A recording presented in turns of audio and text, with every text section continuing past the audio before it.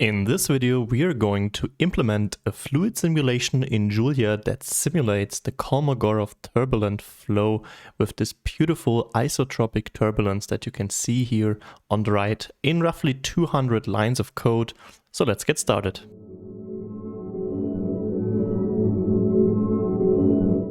Hi and welcome to this new video. We will build upon the stable fluids algorithm that you might have already seen in the prior video of this channel. We'll do some small modifications in order to get this beautiful simulation here. Then we will write out a couple of PNG files, which we can then later on modify into a GIF here using FFMPEG.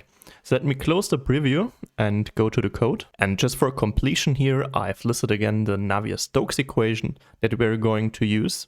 These are a set of two partial differential equations for the velocity vector u in 2 dimensions here, as well as the pressure P. We won't be seeing it in that form later on, since the stable fluids algorithm is using an heavy operator splitting. Importantly though, we have a forcing term F that is going to apply it over the time of the simulation, and it is crucial as this is creating the forced isotropic turbulence that we see. And as mentioned, we're going to use the Kolmogorov flow scenario, and here in a rectangular domain. We'll use a 16:9 aspect ratio in order to match the 16:9 that your monitor or laptop screen has. Additionally, we will have periodic boundary conditions in both axes, so whatever flows outside of the right edge re-enters from the left, and what leaves in the bottom re-enters from the top. Initially, the fluid will be at rest. That means it has a 0 velocity all throughout the domain. And then we have the forcing, which is crucial, and the forcing is only applied in x direction, so in this direction. And the intensity of the forcing is dependent on the y direction. So you can imagine there's like a sine signal that is dependent on the y coordinate, and it is forcing our flow in the x direction. So we have regions in y direction where it is forced in positive direction, and then region where it is forced in negative direction. And by doing so, we have high shear stresses at the interface between the two layers, and this is then breaking up into turbulence at a certain point in time. We can affect the intensity of the turbulence by the Reynolds number and the viscosity. Additionally, we can also affect it by the wave number k and the scaling c. Maybe you've seen one of my prior videos on the stable fluids algorithm. If not, I would advise you to go back and take a look. And I just want to briefly go over the solution strategy because it will be mostly the same. Initially, as said, we will start at rest. So the velocity vector is 0 throughout the domain. And then the first step, we will add forces explicitly. And then we do this super cool self-advection, which is an unconditionally stable way to perform the convection step. And then we will do some stabilization procedure here that is necessary due to our non-square domain. And then we will do the diffusion and the projection steps in the Fourier domain. And this is done because, first of all, it is faster than doing it in the spatial domain. And we also implicitly prescribe the periodic boundary condition by doing so. So it has a lot of advantages for us. And for this, we first have to transform our velocities into Fourier domain. Then we do a low-pass filtering, which mimics the diffusion. Then we compute the pseudo pressure in the Fourier domain, and this is then used to make our flow incompressible. And if we then transform back into the spatial domain, we can again make this mean stabilization, and then we will repeat over and over again. And then we will make some beautiful visualizations of the curl or the 2D vorticity, which we can then write out, and then in the end we will run this FFmpeg command in order to obtain and GIF, or you could also create an MP4 video, whatever you like. Then let's start with our implementation. So I will scroll down a bit, and then let's first import all the necessary packages. So we're going to use the FFTW package for our fast Fourier transformation. Then we will use plots for the visualization. We will use the progress meter, as a progress meter. We will use the interpolations package that we will need for our self-advection step. Then we will use linear algebra for some shortcuts, and we need the printf package for string formatting. And we will also use the statistics package for the curl visualization later on. Then let's define some constants. So first, I want to define the number of discretization points in y direction.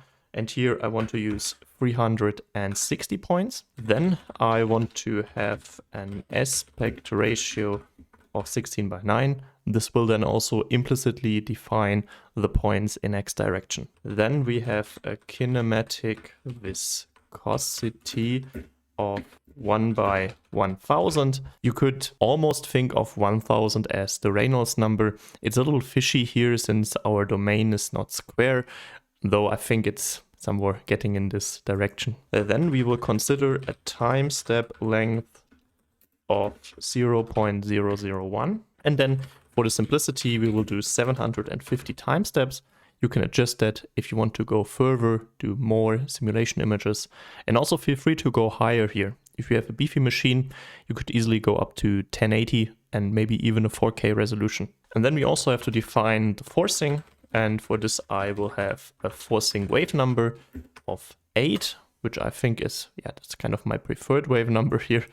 And then let's have a forcing scale of 0.1. And that's already it with the constants. Let's define a main function, leave it empty for a second, use the end command, and then call it such that it is executed. And then we can already start with the mesh. So for this, we first have to infer the number of points in x direction, so endpoints x. And for this, we will just do aspect ratio multiplied with endpoints in y. And then we will cast this into an integer, since this would result in a float if we performed this multiplication. And then we also have to define how long our domain will be in x direction. So here I want to have a domain which is 1 length unit in y direction, and correspondingly, in order to match this aspect ratio, it has to be 16/9 times that size in x direction. So let's just do that. And for this, I say x extend is going to be endpoints in x divided by endpoints in y. That should equal approximately 16/9. And then we have some glitch that appears later on if we use the interpolation package. That's due to us using single precision floating point numbers later, such that we have to subtract 1.0 to the 10⁻⁷, which is approximately the machine precision that you have in single precision floating point numbers. And then we can discretize our domain in x. I call this x interval.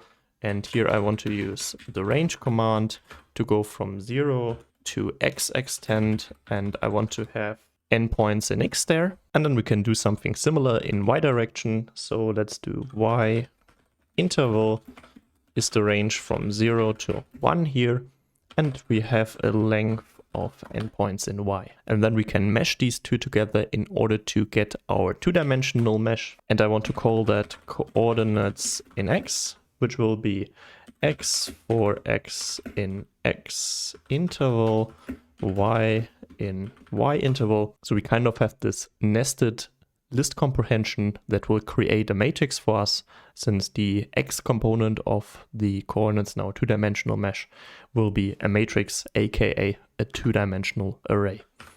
And then we have the coordinates in y, which look similar, but here we'll use y. So y for x in x interval, y in y interval. And then we have to prepare the wave numbers. So essentially, when we are doing our Fourier transformation or fast Fourier transformation, we are getting the coefficients to certain wave numbers. And these wave numbers, they depend on how many spatial points we have. And there are some handy commands in order to determine them. And here we will use this FFT frequency command. And one of the considerations we're doing for improving the speed of our implementation is that we are doing a real Fourier transformation. That is because we expect that we know that the velocity vectors that we're having here are real valued. So in the components of the vector, there are only real entries and no complex entries. So you can use a real Fourier transformation, which only computes half of the coefficients. Those are associated with real valued wave numbers. And for this, I want to create the wave numbers 1D in x. And for this, we call the function rFFT frequencies. So for the real valued FFT frequencies, and here we have to enter endpoints in X, since we want to get the frequencies associated for the same number of points here. And then we multiply this with endpoints in X. That is because the frequencies we're getting out here are scaled by endpoints in X. And so we have to, adjust for that scaling. And then we can determine the number of FFT points in X direction by just assessing the length of this array. And the reason we're doing this is because the number of real frequencies that we have is dependent on whether endpoints in X is odd or even.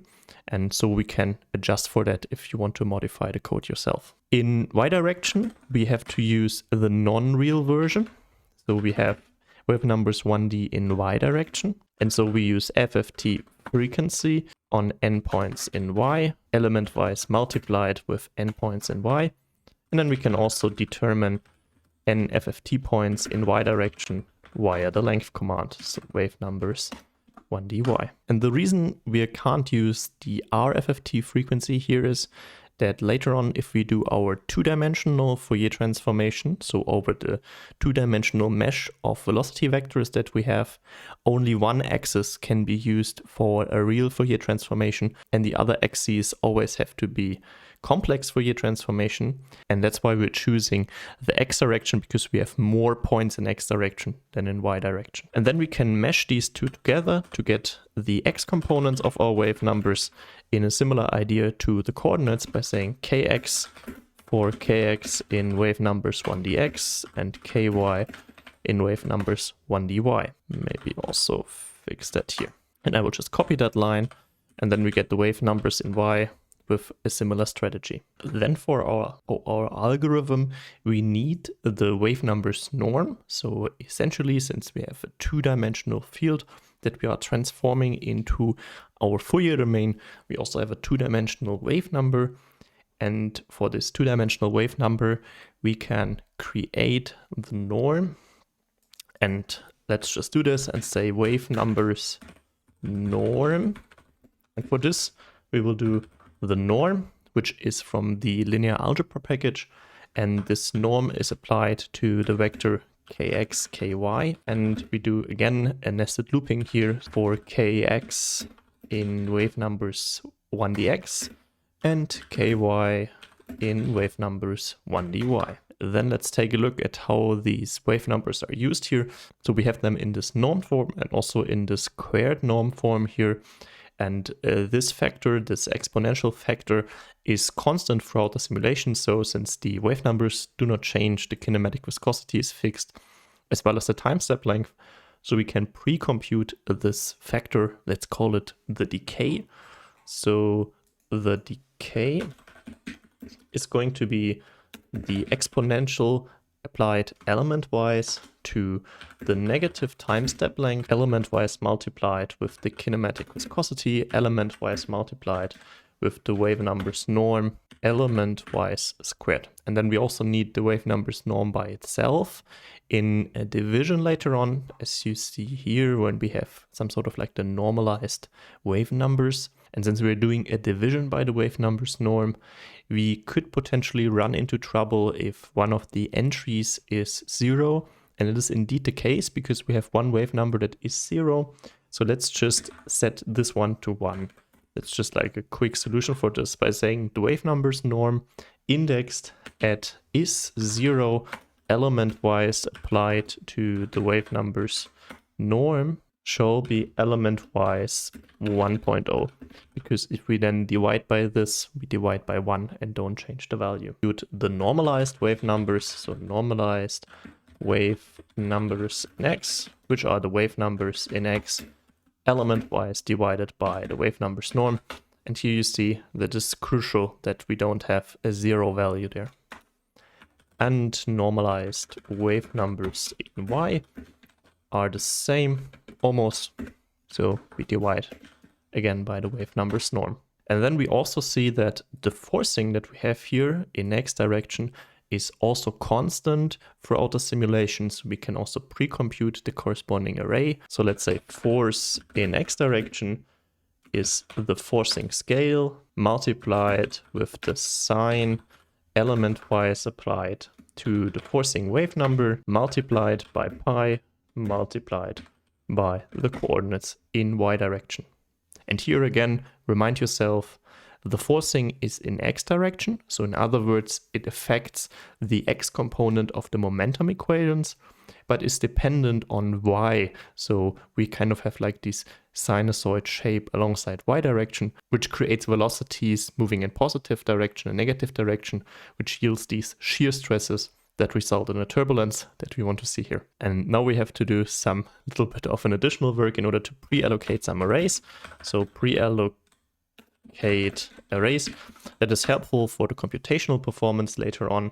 And we need the backtraced coordinates in x, which will be an array filled with zeros, and we want to use single precision floating point numbers for our computations here. So I will use float 32, and it will be of shape n points in x times n points in y, and we have a similar array for the backtraced coordinates in y direction. We also have a similar array for the velocities in x, so I will do velocity in x as well as the velocities in y direction. And then we also need another array for velocities from the previous iteration, so previous. And then of course we need the arrays holding the coefficients after the Fourier transformation. And for this, I will also just copy this down and say velocity x maybe FFT. And here we have to be careful, since first of all we have a different type, because now we have complex values here, so complex on float 32, as well as the shape of the array is now defined by the n FFT points that we have here. So this will also be for the velocity in y direction, as well as for the pressure. And then later on for our curl computation, we also need some auxiliary arrays. So I will need an array for the derivative of the u velocity component with respect to y, and this shall also be in the Fourier domain. And then we have dv dx, so the y velocity component with respect to x. And then we also have the curl in the FFT world. The pressure we don't need. And then let's just copy one of these arrays down, because we want to transform the curl back into the spatial domain. So we also need a classical curl array. And then we can finally start with the main part of our simulation, which is the time loop. So I will first use the macro show progress and say time stepping, so that we know how the simulation is proceeding. And then say for iteration in 1 to n time steps. Let me at the end here, then we can start. First step is to apply the forces. And here we say velocity x previous is going to be point plus equal the force in x direction. So we want to apply that to the velocity x previous. The next step is to perform our self-advection in order to convect the fluid. So this is step number 2. We will do the self-advection by the backtracing and interpolation. So we will backtrace on the streamline, and this will work as follows: that we say we have some backtraced coordinates, which are point equal, and the point equal refers to Julia shall be overriding our array, and then we are operating in place, which is beneficial because then we don't have to allocate within the time loop. And we can do this backtracing by saying that our coordinates in x, so the original position, are changed or augmented in subtracting the time step length multiplied with the velocity x previous. And by doing so, we move backwards on the streamline. Let me show this to you. So for instance, assume we are at this position here and the streamline looks something like this here. Then we find the x component of our backtraced position by going backwards on the x component of the velocity at this point. Approximately, it's kind of an Euler step here. However, we have to be careful because when we do this step, we could potentially exit the domain. So if our fluid is moving fast at that position, then this backtracing could bring us, out of the domain here. So we have to account for this, but lucky for us, we have a periodic domain, meaning that whatever is outside of this boundary is essentially just if we were to enter from the right again. So we could use some sort of periodic clamping in order to clamp our fluid or our position back into our domain. And Julia has a command for this. It's called mod1, some sort of a modular operation. And here in x direction, we want to periodically clamp between 0 and the x extent.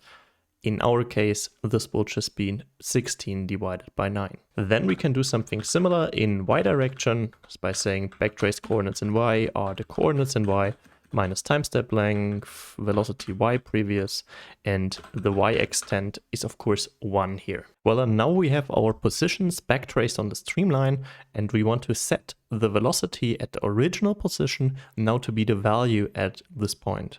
However, these backtraced coordinates could potentially not match the vertices that we have for our mesh, so we need to do some interpolation. And for this, recall we imported the interpolations package, so we can use it here accordingly. So let us first instantiate an interpolator object that we will use here, and I want to call it interpolator. And the reason we are instantiating it in front of the time loop is that we don't have to reallocate it each time and just have to change the field over which it is interpolated. And that works as follows. We say interpolate or interpolate over, and then we have to first define our mesh. So we have the x interval and the y interval, and then we have an example array here, velocity x, but we will swap it out during the time loop. And then the method of interpolation will be gridded linear, and in essence, this will result in a bilinear interpolation in our two-dimensional mesh. And then we can call the interpolation within our time loop and say, first, we have to adapt the coefficients. So interpolator.coefs is going to be velocity x previous in order to interpolate our velocity in x, and then say velocity x at the next time step, point equal, well, we also need the point equal here, are going to be the interpolator varied at the backtraced coordinates and need to element-wise query it. So we need the point here. And then say backtraced coordinates next, backtraced coordinates in y. And let's do something similar in y direction. So interpolator.coefs equals velocity y previous, and then velocity y. This shouldn't change here. Should be the same backtraced coordinates. And that's our self-advection in essence. And we now implemented it in a way such that there are no allocations within the time loop. Well, then let's move on to step number 3. This was our first stabilization. So stabilize by subtracting the mean velocities. And here we do velocity x is point minus equal. So point again for in-place operation, and then minus equal, you should know this from other programming language, subtracted from this array. And for this we use the mean function from the statistics package, and here we have to be a little bit careful because it can only operate on one-dimensional lists. But here of course our unknowns are arranged in a two-dimensional array, so we have to vectorize them first. So mean vector of velocity in x. And then let's do something similar in the y direction, such that we also have the fix done here. And then we can finally work in the Fourier domain by first performing our transformation. So transform into Fourier domain, and then we can say velocity x FFT is point equal r FFT of the velocity in x, and the same in y direction, velocity y, r FFT, velocity y. Then, according to our algorithm, we first want to do the diffusion, and diffusion is some sort of a process that takes away high frequency elements that refers like to super fine-grained structures. So it is a low pass filtering And here it also says that convolution is multiplication in the Fourier domain. And we pre-computed the multiplicative element here. We call it a decay. So we pre-computed it already, so we can use it.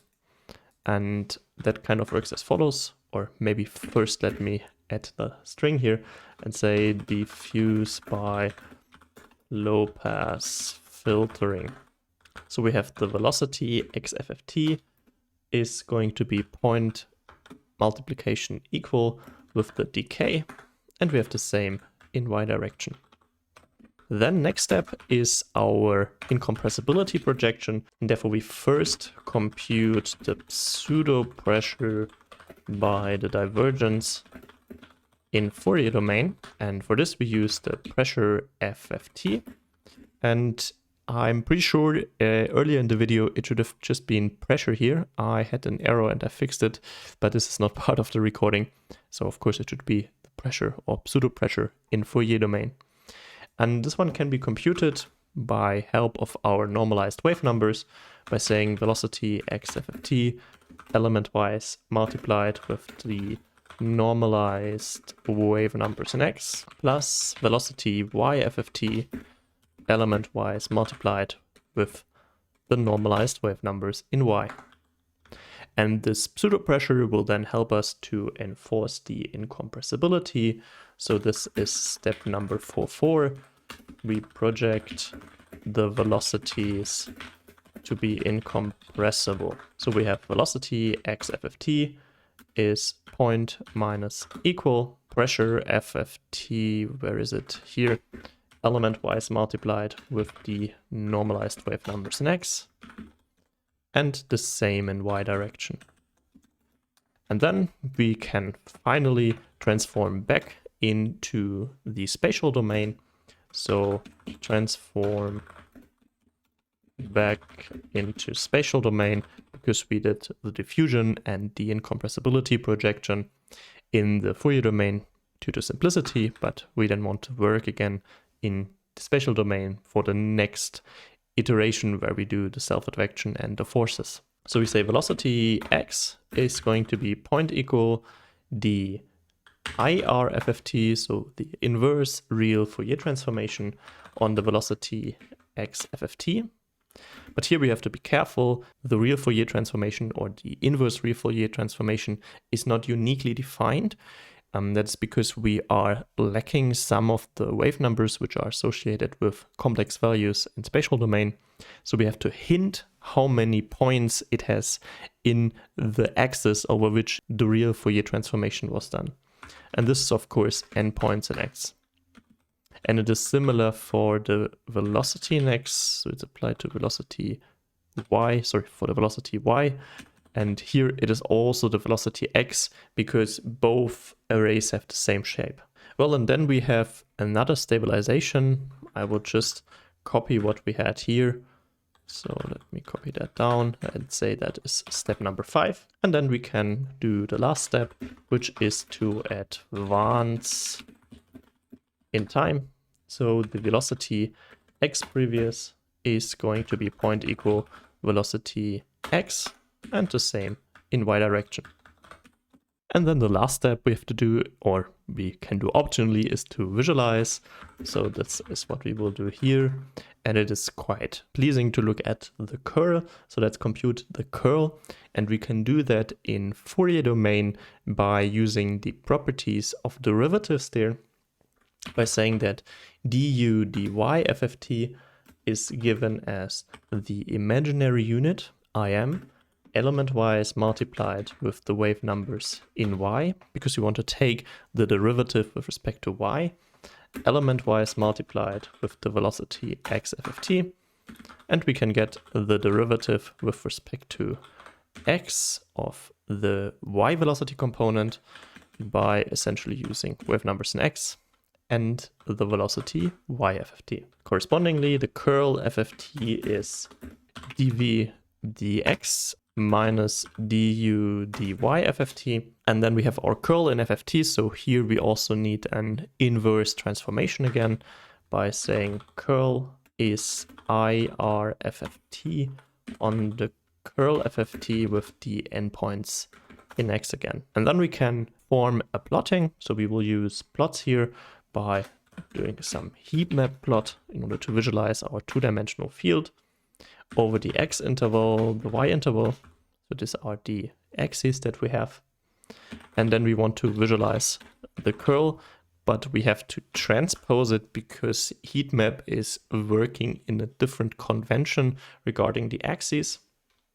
And then let's use a nice color map here, for instance, seaborne, ice, fire, gradient. Then let's define the size of the plotting window that we want to use.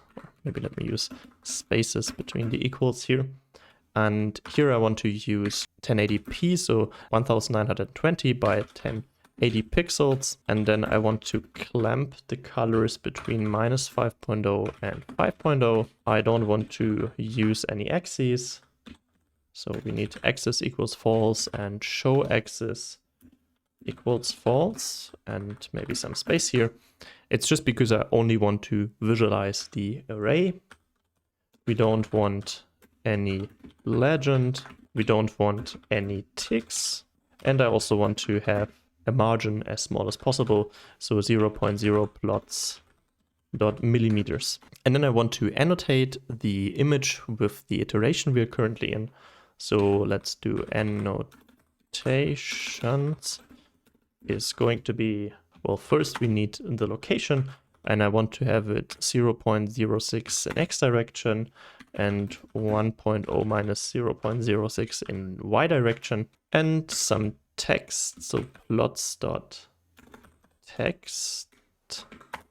And here I will add the string shortly. So first I will do point size shall be 40. It should be a white color, and I want to have it aligned to the left of this box. And the string I want to format in here are the iteration, and I want to use some formatting with 0 padding up front, and this can be done using the printf command. So I will use $ opening and closing brackets to have a command called for the interpolation, and then do sprintf for string print formatted. And here I want to format the following string that is iter and then %05d, and then interpolate in here the iteration. So it will use the iteration. This is basically the current iteration of our time loop, and it will then perform a formatting according to %05d. So it is in formatting for integers, and we will have 5 digits, and it has a 0 padding up front. And I hope that should be correct. We will see about that in a second. Last step is to save the figure, and we will save it under the name. So you already see the highlighting from the pictures of the last run. And here I will just use the similar idea as printf iter %05d, and then the iter here. Let me see. Yes, I think that should be it. And of course we should have the suffix .png. And that's already quite a nice plot. Personally, I like if we do some intensification. This is of course not super scientific here, and it's just for the pleasure of looking at it. You could also call this what we're doing here colorful fluid dynamics, but I think fluid dynamics is beautiful, so it is also nice to have something which is just visually pleasing.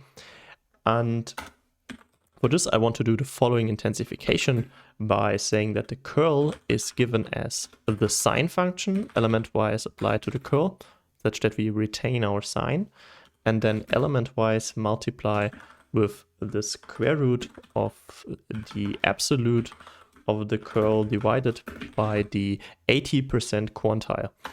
This might look now like a little bit of an engineering what we're doing here.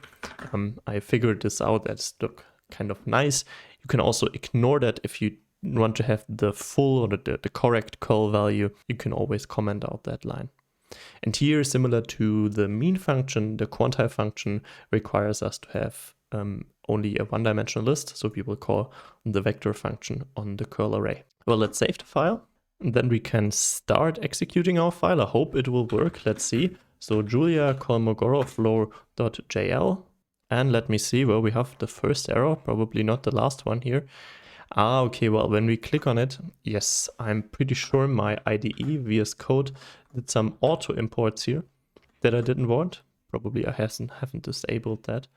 So let's try it again and see if that works now. So of course, as with every Julia code, we have a little bit of startup and compilation time, so we don't instantly see whether it's working. In VS Code, you can open the file explorer here, and then it should be creating these PNG files within the directory. So give it some time.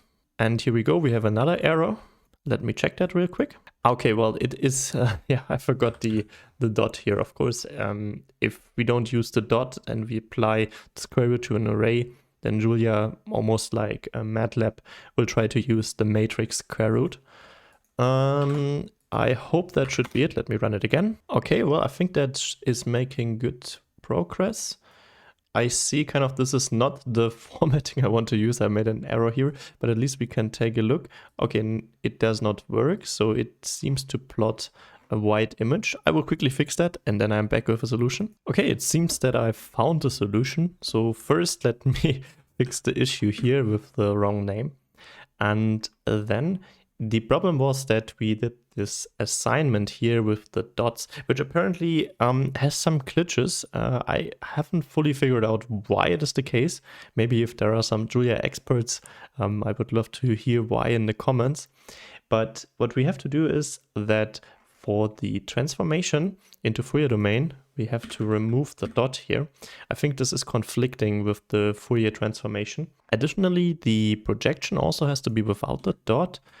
And then we also need to remove the dot here, and the stabilization should be fine with the dot. And then for the advancing, we should also remove it. And that is basically it. That should allow us to run the file. Let me see. So, but one more thing, I also want to use the dark mode here. So let me do theme dark in order to use the dark mode of plots. Hopefully we will get that. Let me first remove all PNG files that I might have had before, and then do Julia Kolmogorov Flow.jl. Okay, here we go. Now the time loop has started, and hopefully we should now have plots that look meaningful. Yes, finally. Here we now see the patches of velocities, or curl basically, and we have red and blue indicating the two direction of vorticities that we have. And what we basically see is this flow building up. So we get this stratified flow due to the wave number 8. You should also see this wave number structure here, such that the forcing is dependent on the y direction. And depending on how far we go, like at 111, it's still building up. Takes some time. Around 150 or 160, it should start like to go into the turbulence state. Let me see. Maybe I can show this to you. So basically, it's just a build up so far, but at least that's now great that our code works. And I think here we should have it now. You should almost see that it's kind of getting a little wavy. So the interface isn't a straight line anymore. And then it breaks up. Well, maybe here. Now it's getting clearer. And now it should be visible. Yeah, give me like 2 or 3 more plots. Let me see. Yeah, here. I think now it is visible that it is breaking up. And I will now cut towards the end such that it has finished with all the production of the PNGs, and then we can create a GIF. And here we go. Now we have all the images at hand. So you see how it is creating this turbulent structure you've seen in the intro. Let's now take all the images and create a GIF out of it. So I will just copy out the command I also have in the description here and paste it into the terminal. And hopefully it should run. Yes, that works. And you also see it's creating a GIF here. So give it some time. And here we go. Now it is done. Be aware that this is kind of a large file, so we can take a look at it and see it is about 580 megabytes. So be aware that if you do more iterations, it will get larger. So a GIF file might not be the ideal container, might use an MP4 file or whatever you want to use. But the advantage is that I can easily open it in VS Code. So let's do that here. Let me close down all this. It also takes some time to load because it's such a huge file, but it should start immediately. And then once it is done, we should essentially see what we had in the intro. So, well, yeah, take some time. Now we have it. And as said, the first 180 iterations are some sort of like a build up phase. And then we see how the flow is kind of changing into this turbulent state, and it's getting like more turbulent over time. And we see like these structures being created that are, yeah, really interesting. We have vorticities that persist over longer periods of time, shorter periods of time, and so on and so forth. And larger structures, smaller structures. And I would also encourage you, no, it's looping, but encourage you to maybe increase resolution, as this is not the resolution that we would need at this given Reynolds number, but it's just running reasonably fast. So if you have a more beefy machine, then also go for a higher resolution. Anyways, let's close that down. I have one more thing that I want to add here, which I figured out post-editing, is that there is actually an issue with the force application. So what we would expect here, what we would want is, according to the algorithm, to add the force multiplied with the time step length. But if we do that, of course, then our force is scaled down. The time step length here was 1000th, and then our force is really low, and it takes a lot of time until the turbulence develops. So in order to compensate for this, let's increase the forcing scale to 100, and then we have compensated for this. So let me close that down. And if you then run this again, you should get the images that we've seen here, because essentially it cancels out. And that's the end of this video. I hope you enjoyed that and can create some nice animations. If you have some cool videos, upload them to YouTube and link them down in the comment section. I'm super interested in what you've come up with. Maybe you also have some nice ideas on how to improve the computational performance of the code or some other extensions. I would be happy to see that. Feel free to open a pull request on GitHub so that I can merge in your modifications into the GitHub repo. A big thanks to all the Patreons of the channel. If you also want to support my vision of free education on these advanced mathematical topics, you find the link to the Patreon page down in the video description. That's now the end of the video. Subscribe for similar content, like the video if you enjoyed or learned something, and if you have any questions, then leave a comment below. Here you will now see similar videos, and I hope to see you in one of the next videos.